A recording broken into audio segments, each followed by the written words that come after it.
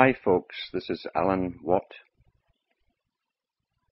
at cuttingthroughthematrix.com, and today it is Wednesday the 13th of December 2006. I've mentioned before the system we live in is full of legalities.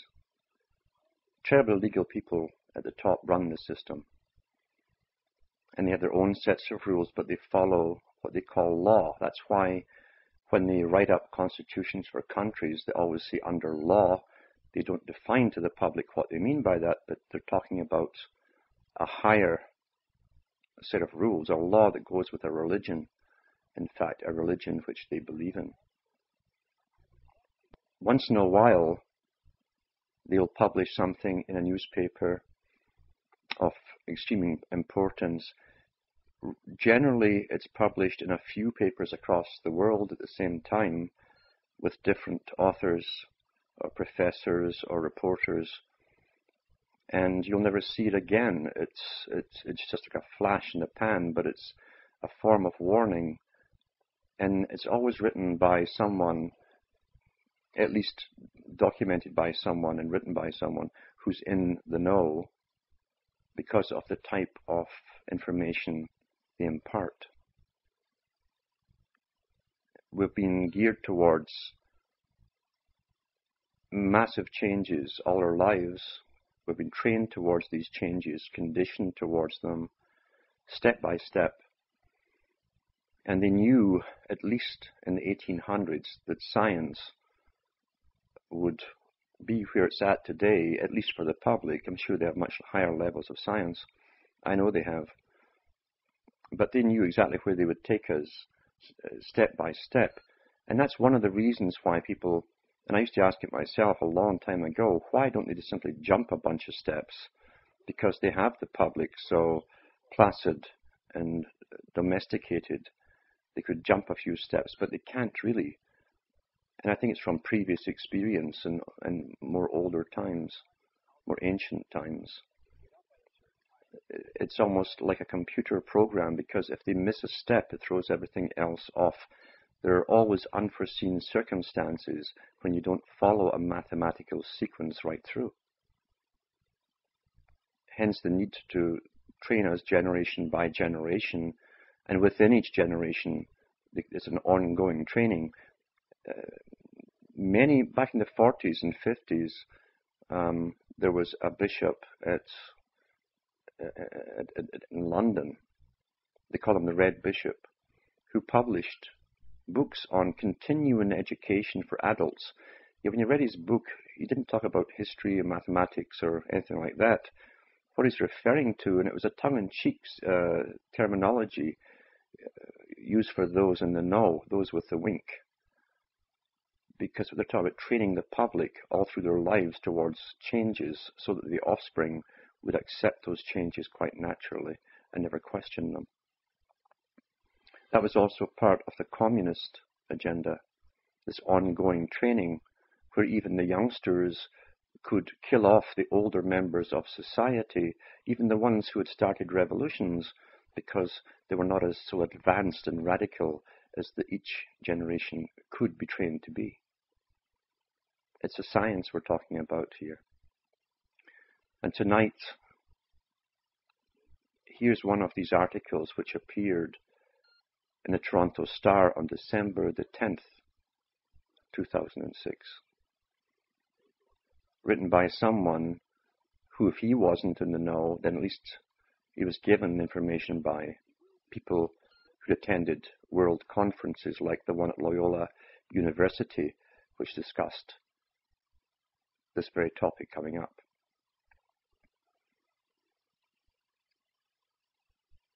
The author in the Toronto Star was Kevin Haggerty, the reporter. They said special to the Star, so that's a special presentation. And here's how it goes. By the time my 4-year-old son is swathed in the soft flesh of old age, he will likely find it unremarkable that he and almost everyone he knows will be permanently implanted with a microchip.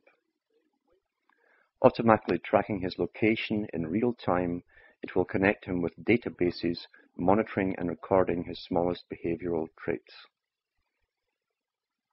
This goes along, this is me again, of course, this goes along with what the American Psychological Association has been pushing for years with the American Psychiatric Association and the World Psychiatric Association, how they can actually predict behavior changes in people by constant monitoring. This is the ultimate method of monitoring before they create a new type of human, which they won't have to be so scrutinous about, really. It'll be purpose made. So continuing, most people anticipate such a prospect with a sense of horrified disbelief, dismissing it as a science fiction fantasy. The technology, however, already exists. For years, humane societies have implanted all the pets that leave their premises with a small identifying microchip. As well, millions of consumer goods are now traced with tiny radio frequency identification chips that allow satellites to reveal their exact location. A select group of people are already chipped with devices that automatically open doors, turn on lights, and perform other low-level miracles. Prominent among such individuals is researcher Kevin Warwick of Reading University in England. Warwick is a leading proponent of the almost limitless potential uses for such chips. Now, Warwick is a front man. He's a professor at a university there, but he's a front man for this technology. He's been on all the major shows trying to make it very appealing. And there'll be other ones throughout the world for other countries to continue. Other users include the patrons of the Baja Beach Club in Barcelona, many of whom have paid about $150 US for the privilege of being implanted with an identifying chip that allows them to bypass lengthy club queues and purchase drinks by being scanned. These individuals are the advance guard of an effort to expand the technology as widely as possible. Now, this is me again, of course, butting in here. There's been programs on this on major, again, world shows to let us all know about it, to condition us towards it, to the inevitability of it. And it was interesting to see that the person who was a spokesman for this company, these clubs who want the chips put in their patrons, just happens to be an ex-member, he says, an ex-member of the NSA, the National Security Agency, the worldwide national security, it's an international security agency. They monitor everything. And that's the ones that are pushing this. It's not just in Barcelona. I think the company's based in California. To continue, from this point forward, microchips will become progressively smaller, less invasive, and easier to deploy. Thus, any realistic barrier to the wholesale chipping of Western citizens is not technological but cultural.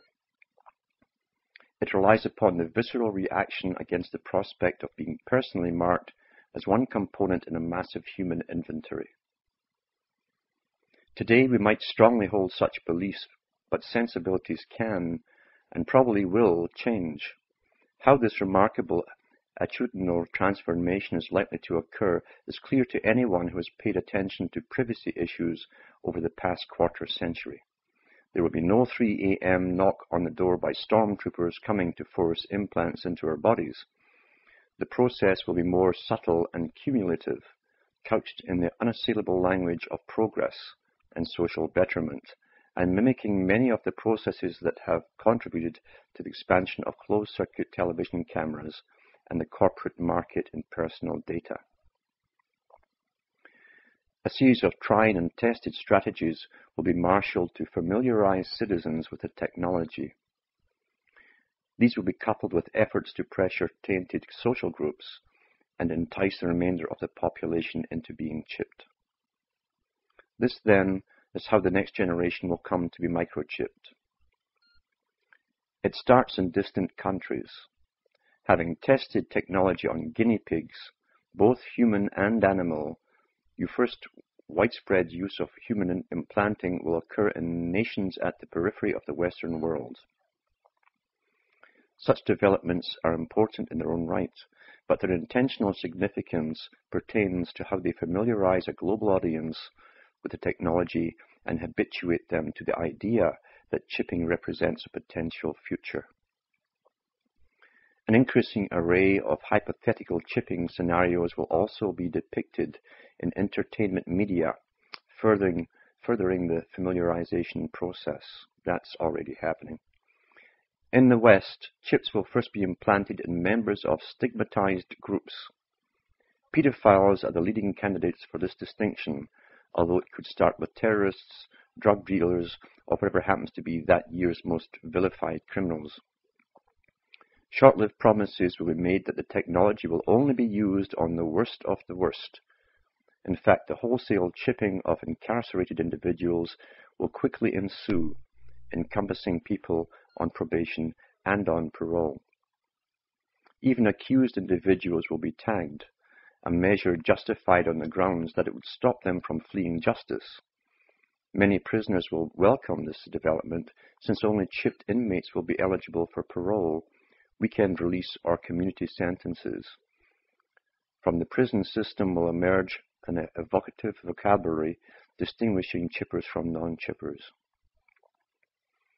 Although the chips will be justified as a way to reduce fraud and other crimes, criminals will almost immediately develop techniques to simulate other people's chip codes and manipulate their data.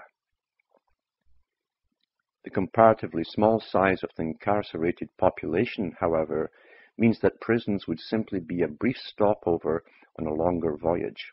Commercial success is contingent on making serious inroads into tagging the larger population of law-abiding citizens. Other stigmatized groups will therefore be targeted. This will undoubtedly entail monitoring welfare recipients, a move justified to reduce fraud, enhance efficiency, and ensure that the poor do not receive undeserved benefits.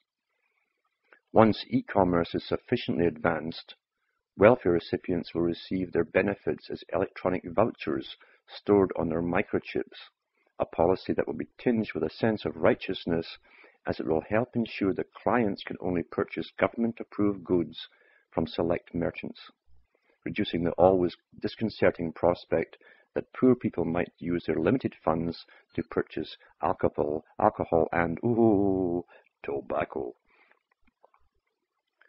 Civil libertarians will try to foster debate on these developments. Their attempts to prohibit chipping will be handicapped by an inherent difficulty in animating public sympathy for criminals and welfare recipients, groups that many citizens are only too happy to see subjected to tighter regulation. Indeed, the lesser public concern for such groups is an inherent part of the unarticulated rationale for why coerced chipping will be disproportionately directed at the stigmatized.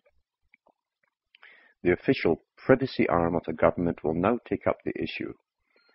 Mandated to determine the legality of such initiatives, privacy commissioners and Senate committees will produce a forest of reports presented at an archipelago of international conferences.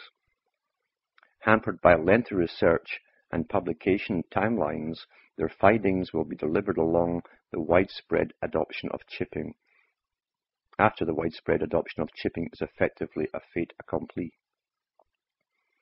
The research conclusions on the effectiveness of such technologies will be mixed and open to interpretation. Officials will vociferously reassure the chipping industry that they do not oppose chipping itself, which has fast become a growing commercial sector. Instead, they are simply seeking to ensure that the technology is used fairly and that the data on the chips is not misused. New policies will be drafted. What might Hitler, Mayo, or Milosevic have accomplished if their citizens were chipped, coded, and remotely monitored? Now, this is the Star. The Toronto Star generally takes the place of Left Wing. That's their job, is to pretend they're Left Wing. And the Sun used to always be right wing. So the Stars and the Sun They didn't have one called the Moon, but I'm sure it's there somewhere. And so to this list we could add Stalin and Lenin as well, who had millions killed, and every other big hero of left-wing and right-wing sides, right back down to the French Revolution and maybe even the English Revolution, and all the revolutions down through history. Employers will start to expect implants as a condition of getting a job. The US military will lead the way, requiring chips for all soldiers as a means to enhance battlefield command and control, and to identify human remains. From cooks to commandos, every one of the more than 1 million US military personnel will see microchips replace their dog tags. That's interesting, dog tags. The dogs of war. You see, this is the old Orion philosophy. The dog star follows Orion the hunter, and the dog star Sirius is the eye of the dog. And the dogs of war, that's the soldier's job. So they're turning from dogs to guinea pigs. So they're going from dogs to pigs. I don't know if that's evolution or devolution, I'm not quite certain. Continuing on, following quickly behind will be the massive security sector. Security guards, police officers and correctional workers will all be expected to have a chip. Individuals with sensitive jobs will find themselves in the same position. The first signs of this stage are already apparent. In 2004, a Mexican Attorney General's office started implanting employees to restrict access to secure areas. The category of sensitive occupation will be expansive to the point that anyone with a job that requires keys, a password, security clearance, or identification badge will have those replaced by a chip.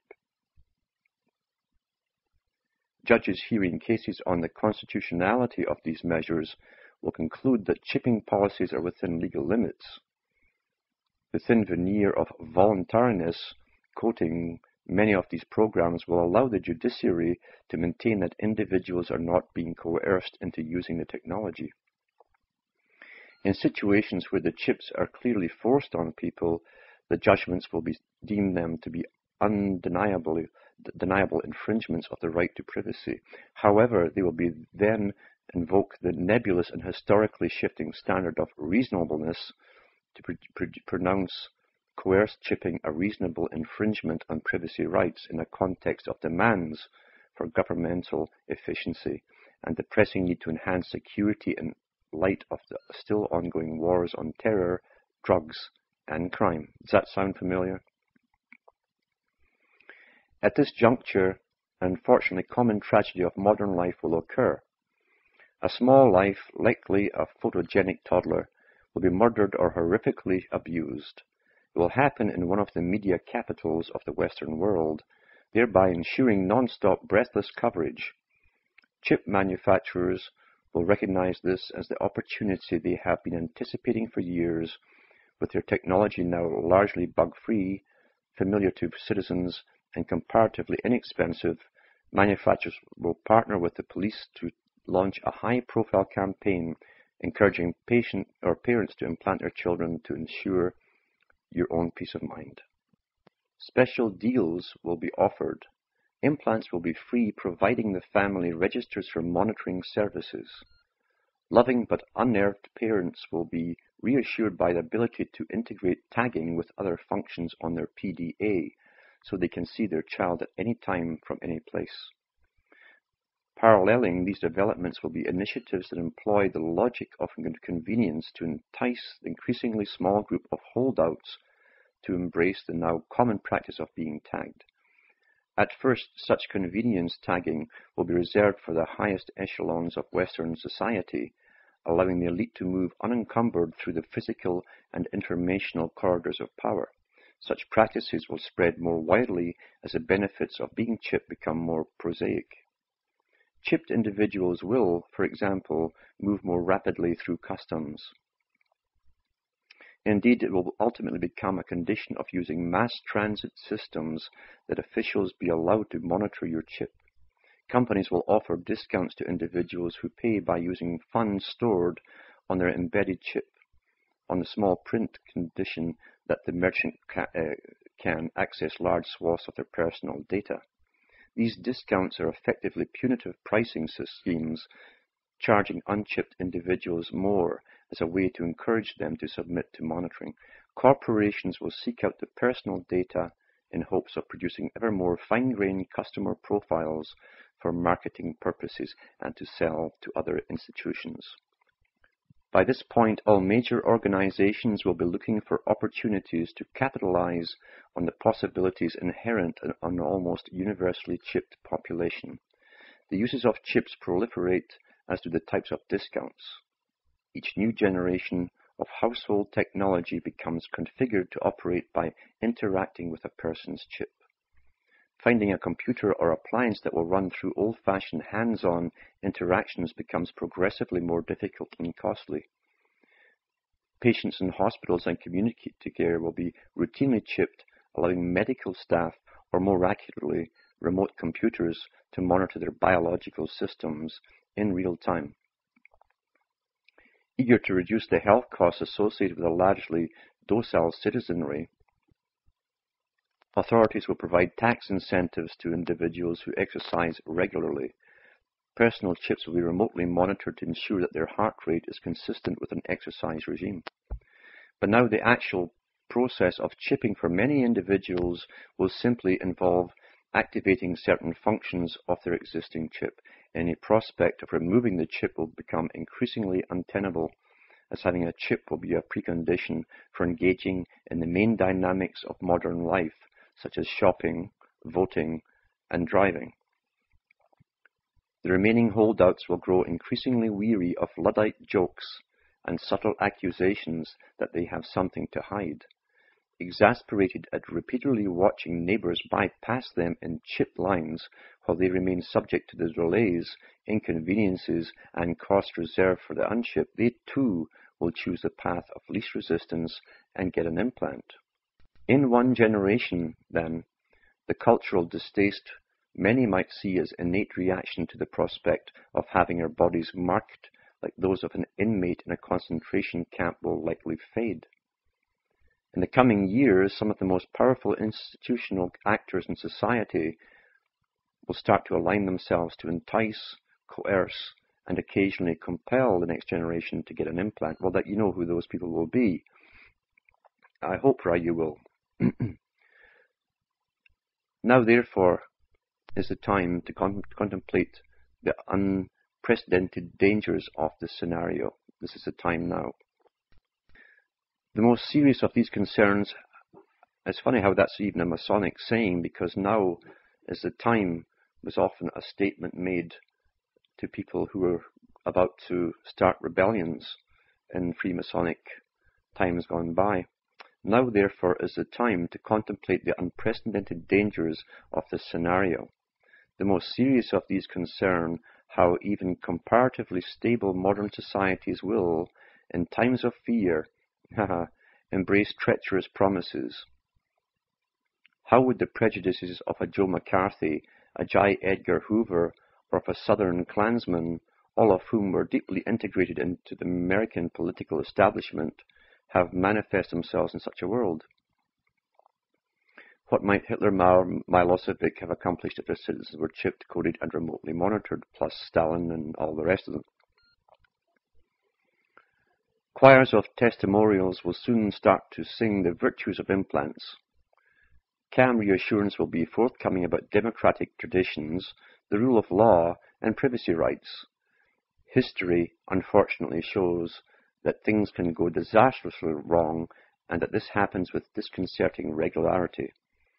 Little in the way of international agreements, legality, or democratic sensibilities have proved capable of thwarting single-minded ruthlessness. Well, that's true, because we never had democracy. And that's the key to that, really. It can't happen here has become the whispered swan song of the disappeared. Best to contemplate these dystopian potentials before we proffer the tender forearms of our sons and daughters. while we cannot anticipate all of the positive advantages that might be derived from this technology, the negative prospects are almost too terrifying to contemplate. So that is the end of the special insertion in the Toronto Star, December the 10th, 2006. Please excuse any mistakes I made in the reading because my cheeks are still frozen from working outside. My mouth is rather stiff, and I tend to think and read much faster than I speak. But I think I got most of it in there. This is the future we're all being trained bit by bit into arriving at, if we allow it to happen. And the problem is technology to the public and the way it's presented and marketed is addictive. It's very addictive. You think back to the televisions which were given out to brainwash the public in the first place. But when you think back to them and you have to get up and switch channels, and that was effort, which was nothing at all at the time, it was normal. And then they came out with the remote handheld converters. And suddenly it was a big deal if you had to actually get up and do something because the converter's battery was flat or was bust. So we become terribly addicted very quickly for convenience's sake. And that's what's relied upon in this training session we call our life. We're giving away all the rights, and we already have done actually. We've given up pretty well all the rights we had of independence in the past. In the old days, they simply sent armies in and took it off you, your land, whatever you sat on, and herded the natives into reservations. Now it's all the people in North America who are getting ready to be herded into reservations. They're called habitat areas. Same thing. So the land you sit on is not yours anyway. You rent it, regardless of what you pay to banks for mortgages.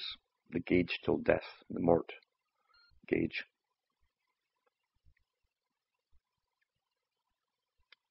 Many years ago on the science fiction programs, and that's really where all this phase of predictive programming came from. It was through science fiction books, novels, television series and movies that we were all programmed to the next step, to the next, without thinking, why are we going in this particular direction? Why not go off in some other direction? Lenin himself said that there's thousands of directions society can take. It's just that the public mustn't be allowed to know that. They must think the one they're born into is the only natural one that could have evolved.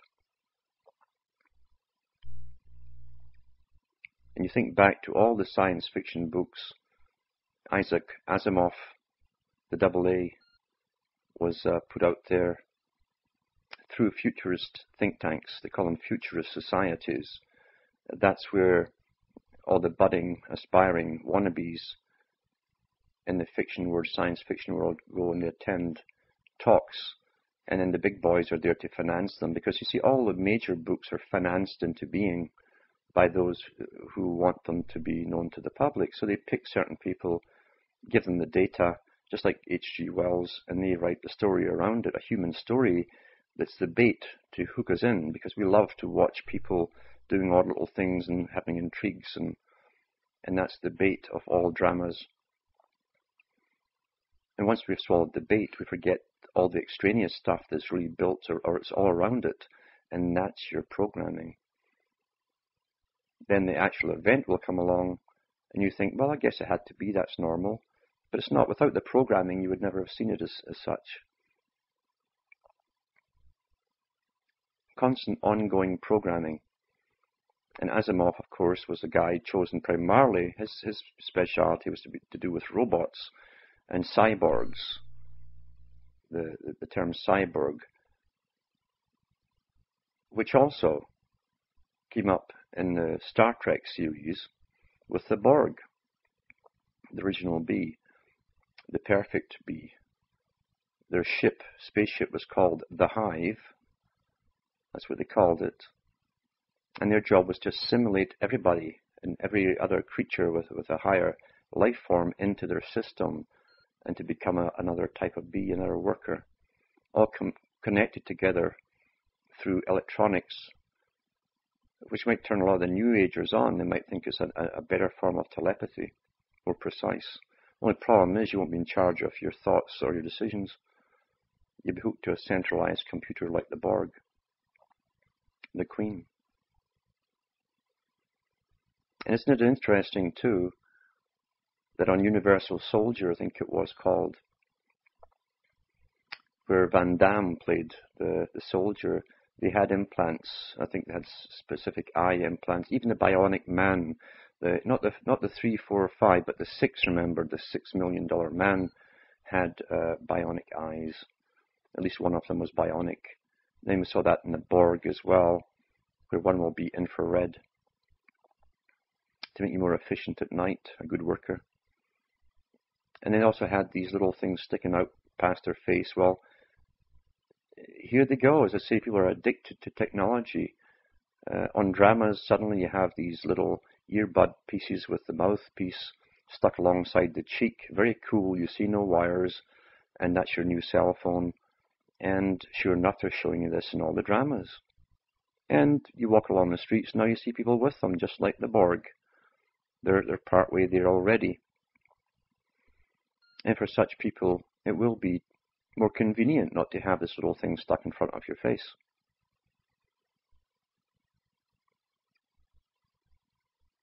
I've heard people who say, well, it's a natural progression. It'd be fantastic to have all these abilities. But it never dawns on them that the world has always been under control of a few. And they will never give you anything that's there to give you extra power over them. On the contrary, this technology is used to control you 100% of the time, in every sphere and area. Because predictability of every individual will bring on their peace, their world peace, their utopia, where those up in charge, those with virtue, the virtuous ones at the top, the small clique of nobility, as they call themselves, they have virtue. We're commoners, so we can't have virtue, according to the old noble code. So they'll be able to run the whole world without worrying about what you're doing, what you're up to. How did they keep us happy with bread and circuses, sports, entertainment, that type of thing? And they will have a peaceful world when none of us can think anymore for ourselves. Aleister Crowley, who gets a lot of bad flack for a lot of the stuff that he did, which was true enough. However, he also said a lot of truth. This is the guy who was the B666, as he played with the public's minds. And of course Christians draw back in horror when they hear that 666. And yet it's in their holy books. They don't understand their holy books. They don't understand what they worship, in fact. But Crowley said the same thing in his day about police forces. They start off with town police, maybe one or two. If you get a bigger town or a small city, then you end up with a committee. Committees are bureaucrats who have to plan things and make decisions, because what else can they do except make decisions and put it in writing and have it enforced? And they grow and keep growing and growing and growing. And since the whole job of policing is to prevent, they call it preventing crime, then they have to know what everyone's doing. The police, by their very existence, by the way they're set up, by their definitions of why they are there in the first place, what they exist for, can only arrive at a stage where they push and push for total control. That's their nature. I used to think that if committees got together, or governments too, and met, as long as they met, and chatted away there, it'd be fine if we could always read in the papers that no decisions were made on anything. That way you could breathe more easily. Because like an old statesman said in the US long ago, when the government meets and sits and talks, hold on to your wallet. And now it's more than just the wallet. You better hold on to everything because they're going to take something from you. It's the nature of the beast.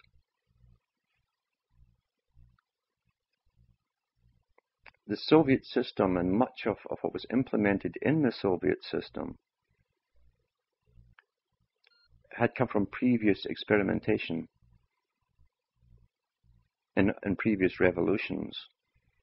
And the doctrines were espoused by Voltaire and other people, writers at the time, who I'm sure were really financed by the big boys again.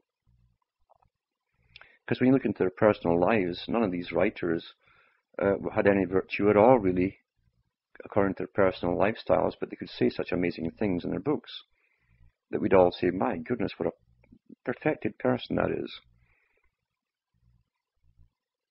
Voltaire himself, who wrote a lot on the rights of, like Thomas Paine, but Voltaire wrote on the rights of man and justice and freedom, while he himself had swindled many people in his lifetime out of various things, money lending and different things, and frauds.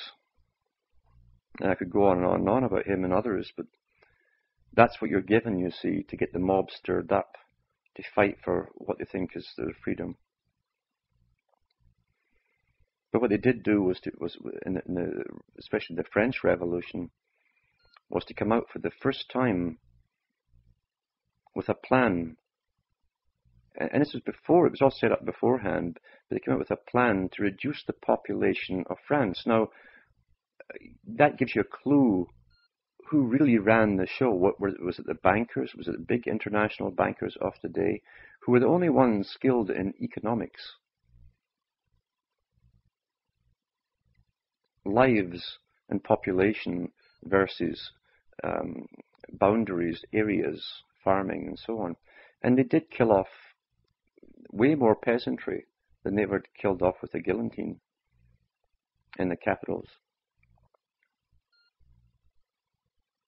They had an ideal population for each province already worked out. Because after all, from a banker's point of view, and that's the key, it's how you read something. From a banker's point of view, how do you eliminate poverty? Well, you eliminate the poor, especially the poor who you after observing them, you've decided they have no chance of ever becoming anything else except staying poor. You eliminate them. And this is the same agenda that's gone on since the French Revolution, at least up to the present stage. We see it in the writings of Malthus, Thomas Malthus,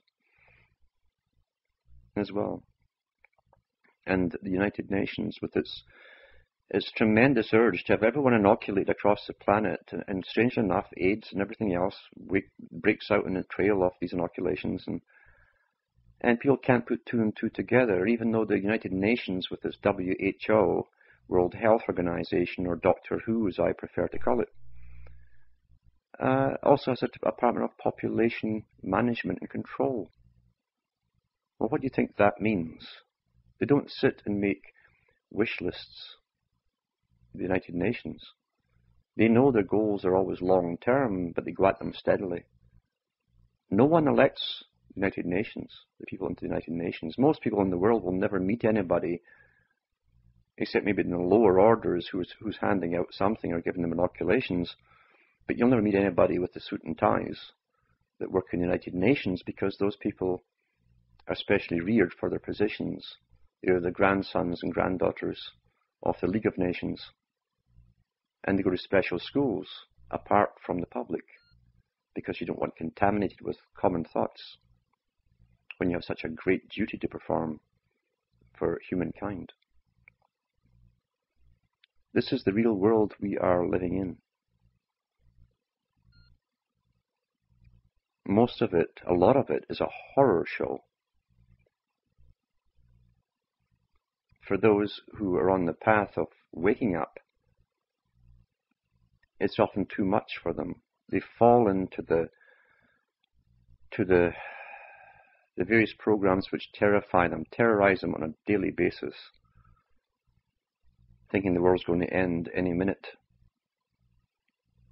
And they get suckered for every imaginable thing out there to buy and purchase to prevent all and every catastrophe that could ever happen, except a real natural one. And it's hard with science at play today to really know what's natural and what isn't.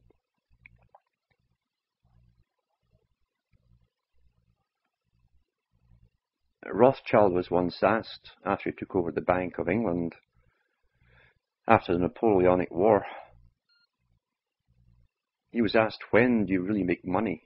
When do you make the biggest money? And he said, when blood is flowing in the streets. That's when desperation, you see, drives people to part with everything in the very faint hope of surviving, of security, living longer, a day, 2 days, weeks, whatever. That's when you're gouged for everything. And with the Soviet system, which came later, the big test bed in a more modern era, if someone committed a specific crime in Russia, they punished the whole population. They simply passed a law so no one could ever do that again. We see it here in the West with the non-governmental organizations affiliated with the United Nations and funded by the big foundations, anything but grassroots, like Mothers Against Drunk Driving, who opened up chapters all over the place. And if you want to look in to whoever opened up the local city chapter, see what reward these people were given for pushing and pushing to get these things established as though they're part of our culture now. And the police work hand in glove with their demands because the police are only too happy to grant demands for more totalitarian structures around society. It came out on the CBC television only a few days ago from a member of MAD, or Damn Backwards, that only about 9 cents of the dollar went to any charity that was donated to them. But the one who opened up the chapter for Toronto, I remember, or Ontario, was eventually rewarded by getting a seat given to her on the chair of the director's board of the liquor licensing organization, the government body. Not bad, eh? Little payoffs. And you'll find that behind all NGOs and charity-driven groups which eventually have power over your life. It's always under the guise of charity that Freemasonry in all of its names works. It's hard to attack a charity, but when the charities start working hand in glove with police and politicians to have laws changed to restrict your rights, so every potential driver is treated as a potential criminal. That's the Soviet system you're now living in. And if no one wants to mention Soviet system or communism, use your own brain. If it walks like a duck and quacks like a duck, you see it's a duck. It's just that the terms are not used, so it doesn't click for most people who think they're just evolving daily in this great, fantastic world of ours.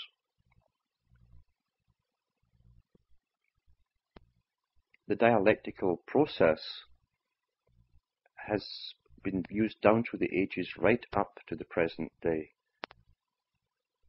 In every conflict, every part of every conflict has its dialectical process.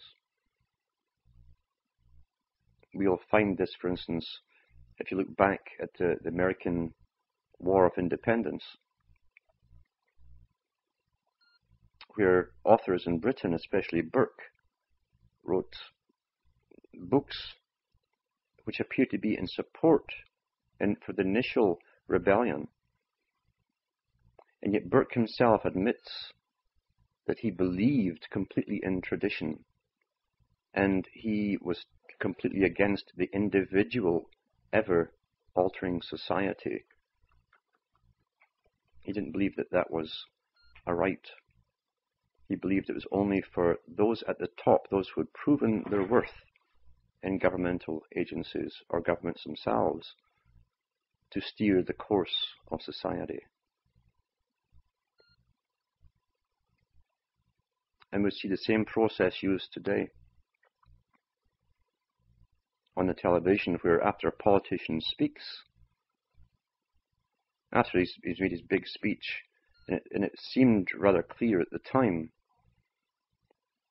they bring on at least two experts who give you two different, completely interpretations of what you've just heard yourself, until if you watch the whole hour show, they're so far off base, you don't know if you're out meeting Pluto, which is now declassified as a planet by the experts, or where you are. This technique is used over and over again. However, people generally will pick one or the other, and that becomes their opinion on any topic. But it was the same in all ages. They always gave a pro and against main speaker or author.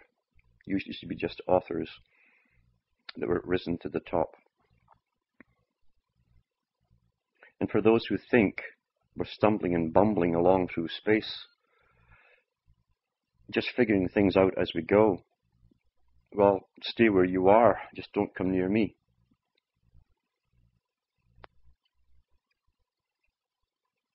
The world is planned this way. And at the moment, everyone is pointing fingers at everybody else. And once again, just like the post-political speech talkers who analyze everything, people fall into camps. They decide which one they want to pick because they're biased one way or another towards what they'd like to believe was the cause of it all. But these human herds of peoples, these creeds of peoples, are given their leading families, and that's whom they follow. In a commercialized system of economics, where we worship the rich, the wealthy, the famous, and the old families who are always rich, wealthy, and famous, we follow them, and that's the big mistake, because they'll never figure it out as long as they do this. And that goes for everybody, Protestant, Catholic, Hindu, Jew, whatever. The big families at the top, although they may go through all of the rigmarole and traditions that you're taught, and rituals and so on, and say all the right things, don't belong to you at all. They only intermarry amongst themselves. They're a separate people. And there's no doubt that this system came down eventually to Babylon, and eventually through the rest of the world since then. Always hiding behind peoples. Always having the lessers follow them and point fingers at others. That's how you keep control, is through chaos. Order out of chaos. You create the chaos. And you make sure that every side, and I found this long ago, if you read the books put out by every faction blaming another faction, and then you read the other faction's books, they're all right. Each one is correct.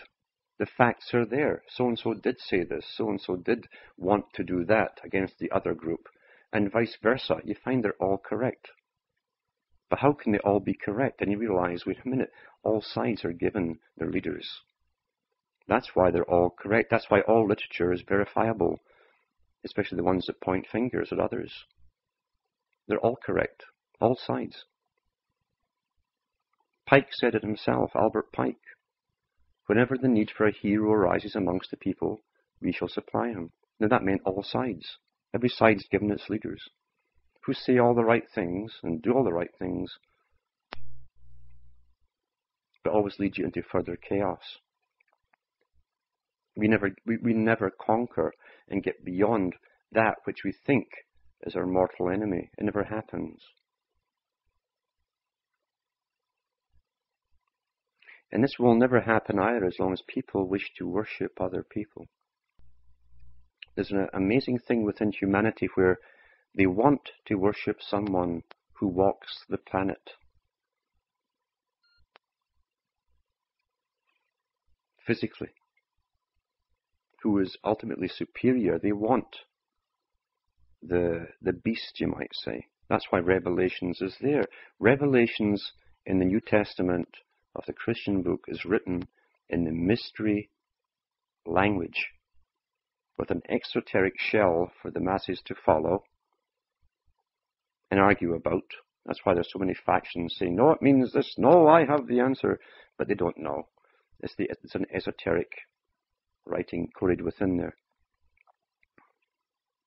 And it's to do with time, primarily. And there's numbers in there, and letters, and symbology.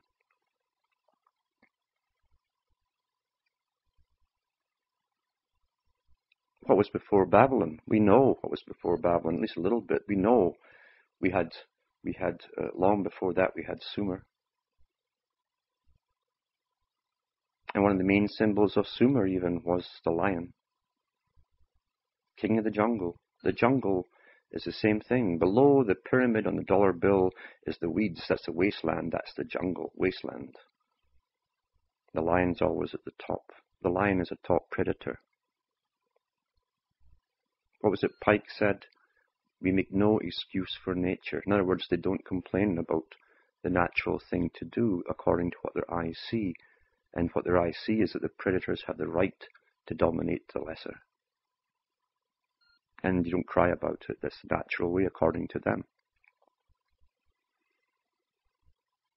We know before Sumer, which is just summer, by the way.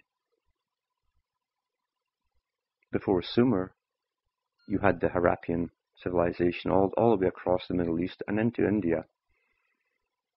And India will surprise people eventually, because that which is behind a lot of it is based in India. At least it definitely originated there, of this whole system. When you want culprits, you must look at the least likely place. The most obvious is meant to be obvious.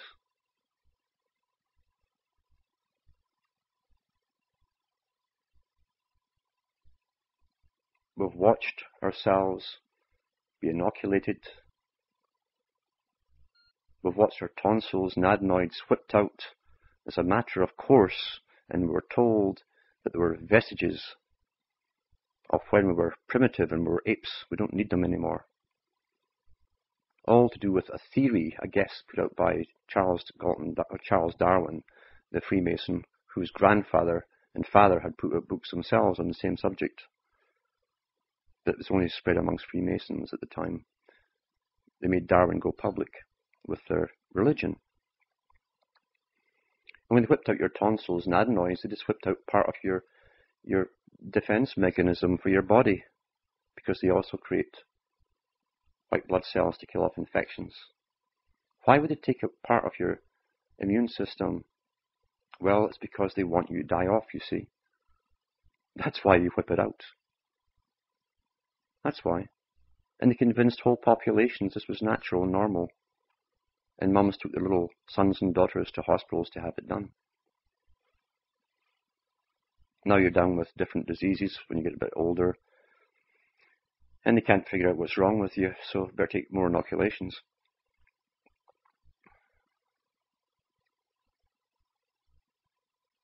Now the push is towards, after the drug craze of the 60s, which was the lead up towards altered states, the big altered states bit. AS means what? Altered states. So the next step is electronic, or electronically created altered states. And many will go for it because they're so, as Aldous Huxley said, unhappy with their lives. They have no peace. And they have no peace, you see, as Huxley knew, because being one of the elite, they'd made a system which gives you no peace. In fact, the very system revolves around consuming. And every ad tells you, you're not happy, here's what's going to make you happy. Clean your teeth with this, and you'll be smiling forever. You're kept in a situation of uncertainty in transient times where the whole culture has been pulled away from under your feet deliberately. And again, it's no big surprise for those who studied it and watched each part coming. So of course the people are unhappy. There is no security in anything at all. You're kept off guard or on guard against everything. You're trained to run out of school and just chase up to the top of the pyramid, and you wonder why you eventually can't get there, and you're out of breath. And you become terrified because you're not going to make it, and there's these young guys coming along that's going to stab you in the back to get up there, etc., etc., etc. This is the system. So electronic alteration of your moods, electronic experiences of virtual reality. Virtue, Freemasonry, remember, virtual reality. Allah.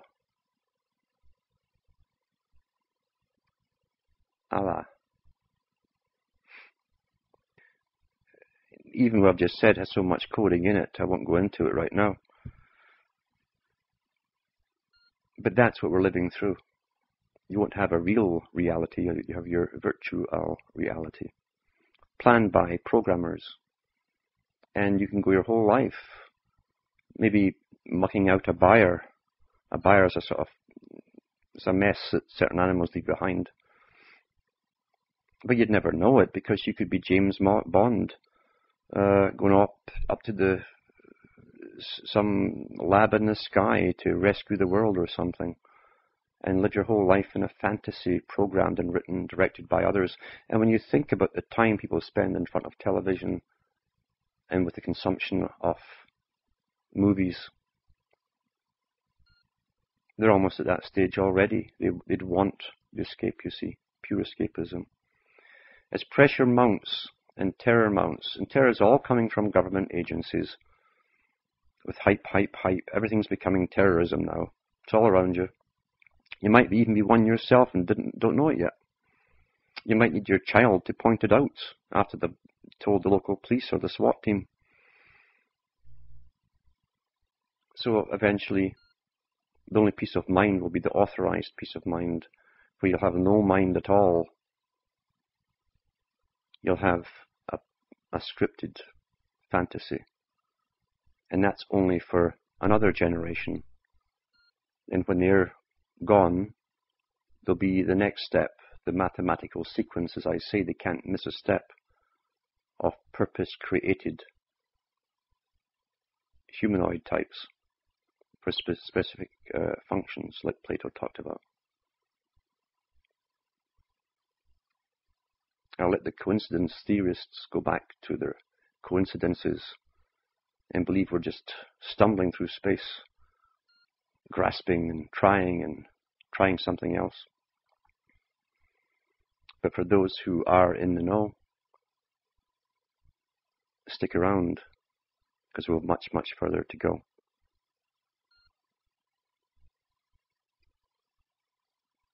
Not everyone can handle the bad news. And that's why you must really, really suss out a person before you give them information or particular information. You can only give them what they can handle at the time. And even then only if they're going to do something with it. It doesn't matter if you can't get the message across to the masses. It's never been a war of the masses against a few. This is, in a sense, a war of those who are aware. Always. against the few who have the power to do. The masses simply go along with whoever comes out on top.